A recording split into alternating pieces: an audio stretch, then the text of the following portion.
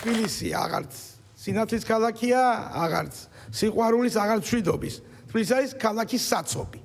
აი აქედან დიდი ღომში, ოღონდ იმის უკან ვცხოვრობ, ტოიოტას ცენტრის უკან. საათ ნახევარი მინდა. ამის წინ რომ მოვედი 2 საათი სამტრედიაში ჩახვალ თბილისიდან 2 საათში.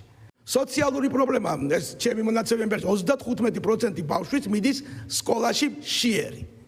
ხო ეს სტატისტიკის სამართლოს მონაცემებია. ბავშვები რომელიც დგანან ქუჩაში, მშობლებთან თუ არა მშობლებთან და მოწყალებას ითხოვენ.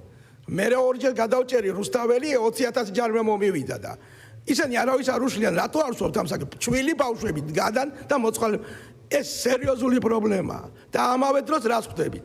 რომ ადამიანს რომელიც 8 წელიწადი ქვეყანას მართავდა, საქართველოს გადამჩემლად რელიგიის, ოჯახის, კულტურის აღმოჩნდა თაღლითი და კორუფციაში ჩაფლული. ძალიან კარგი მაგალითია და მინდა ეს ახალგაზრდებმა, რომლებიც ჩვენ გვისმენენ და გვიყურებენ, კარგად გაითავისონ, ვინც ის ახალგაზრდები, რომლებიც ობსტრუქციაში არიან ჩვენს მიმართ.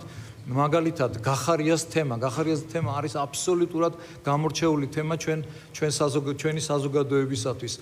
თბილისის მოსახლეობამ წინა არჩევნებზე 21 წელს მისცა საშუალება, რომ მას საკრებულოში, მეშვიდე მოწვევის საკრებულოში ყოლოდა 3 წევრი. დღეს მათ ჩვენ ვერ ხედავთ, მათი შედეგი არის 0-0 მართლა და სწორედ ეს არის ის, რაც აუცილებლად უნდა იცოდნენ ახალგაზრდებმა, რომ მოღალატეებს ხმას თბილისში არ აძლევენ და მოღალატეებს ადგილი არასოდეს არ ექნება საკრებულოში.